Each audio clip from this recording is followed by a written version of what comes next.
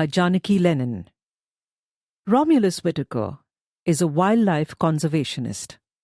He works primarily with amphibians and reptiles.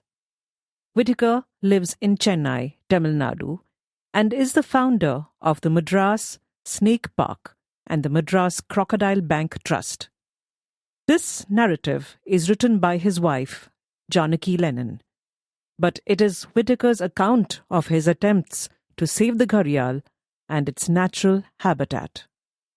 The sun blazed overhead. It was midday, and we had been walking for hours. I wanted to believe that the wisp of blue in the distance was the river Padma, our destination, but I worried it was a mirage. The river is the official boundary between India and Bangladesh and has changed its course so many times, I feared it might have vanished altogether.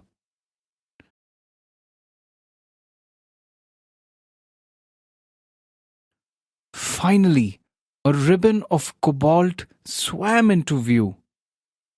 We reached the high bank, knees buckling with exhaustion, when, in the water below us, we saw a crocodile with a long snout. Was it a gharial or just another illusion? The reptile's body glistened in the sun. She seemed unafraid of us, and we guessed she was guarding eggs buried in the sandbank. Instantly revived, we dug until we found the nest while being watched carefully by its owner. We were hoping to rear her young safely in captivity and then release them, but she didn't know that. Still, she didn't attack us. That was in the mid-1980s. We didn't know it then, but this may have been the last time gharials nested in Bangladesh. The problem was that no one knew enough about this unusual crocodile to be able to help it. This is what made me work as much as I could in gharial countries: India, Bangladesh, and Nepal. What sets the gharial apart from all other crocodilians is its unusually long snout. The slim jaws, lined with sharp teeth, are ideal for catching fish. But they have another function. When a male reaches adolescence, at around age 12, a strange appendage begins growing on the tip of his snout. This is the ghara, the Hindi word for pot, which it resembles, and it completely covers and presses down on the nostrils. When the male breathes out forcefully, it produces a noise that carries across the water. The politest term I can come up with for this noise is buzz snort. It serves two purposes: to attract females and warn off rivals. We once heard the buzz snort in action near Rajghat on the Chambal River in northern India. We saw a big male gharial and heard his underwater territorial jaw clap.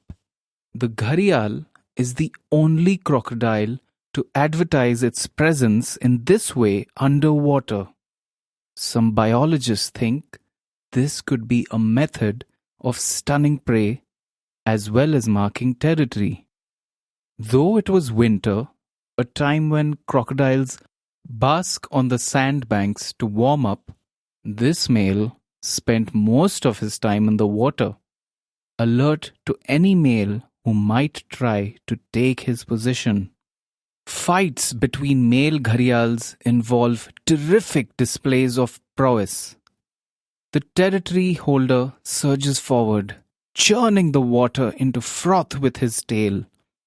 If the other gharial is not frightened away, The two males then fight. Their slender snouts clash like swords in the air. Though they seem too fragile for such violent action, indeed, you can often hear the crack of a tooth or bone hitting bone. Eventually, one Gharial will prevail and the other will retreat. After the males complete this stage, it is the females who go to war, battling over the best nest sites. Once the fights are over, a mother Gharial makes a nest hole 40 or 50 centimeters deep with her hind feet, into which she lays about 50 large eggs. She then covers the nest, tossing sand over the area to hide her tracks from predators such as hyenas, jackals, and mongooses before returning to the river to keep watch from a distance. Many crocodilians are attentive parents, but little was known about how Gharials care for their young until I observed our captive breeding population. One day, I noticed a mother begin to dig up her nest. As I got closer, I could hear her babies calling from beneath the sand, just as other young crocodiles do. It can take mother crocodiles hours to help their babies reach the water. As they cannot see exactly where the youngsters are, they often mistake rocks, eggshells, clods of dirt, and even baby turtles for their own young and will tenderly carry them to the river. This female dug with her front feet until she flipped out a baby, which landed by her hind feet. She excavated the rest of the nest and then turned around and slid into the river. Her 36 babies followed, rather like ducklings. Alerted by all the activity, the male stayed nearby. When he swam close, the babies climbed onto his head, transforming him from an aggressive fighter into a devoted parent. Both adults then guarded the youngsters. In the wild, their behavior is no doubt similar. Up to 100 years ago, the Gharial's buzz snort resonated along the deep rivers of the northern Indian subcontinent. Not for the Gharial, the still waters of ponds or lakes where other crocodiles thrive, this is a river dweller that eats only fish. Unfortunately, this choice of habitat and diet has been the Gharial's downfall. Its rivers are being dammed, which means that groups of Gharial are separated from each other and they are forced to live in rapidly shrinking habitats.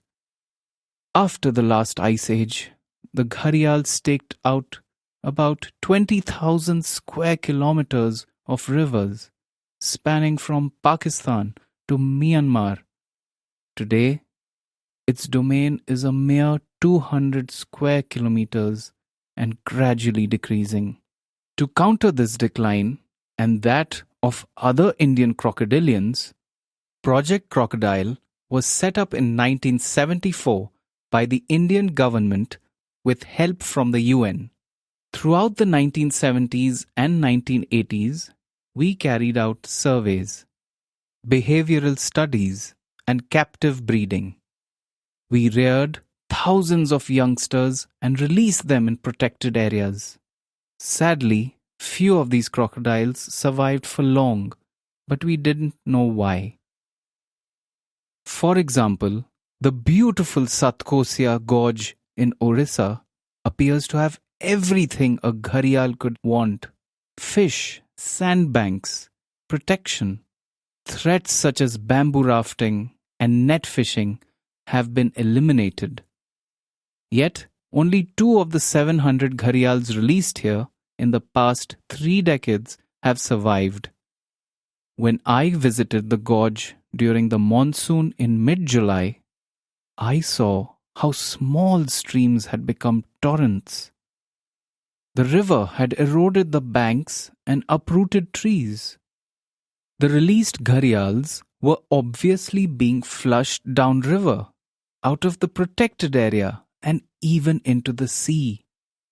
One was seen on a beach, others in mangroves and ponds.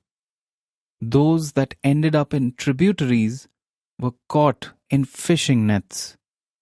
Fishing is a massive problem. In supposedly protected areas, we saw several gharials whose snouts had got tangled in nylon fishing nets. It was clear that, despite the rules, nets were being set at night, entangling gharials that tried to swim through them or attempted to eat the netted fish. The crocodiles didn't drown, but they were left unable to open their jaws, and thus in danger of starving to death. Clearly, though the gharial is not in as much danger as before, our 30-year strategy of captive breeding has not been enough. The species faces an uncertain future, and its survival is closely linked with the needs of the humans dependent on the rivers. Our campaign is part of a much larger effort to ensure the survival of these rivers. The threats from development, pollution, and climate change increase day by day, but we are hopeful that people are at last ready to do what it takes to save the gharial, the finest example of a healthy river.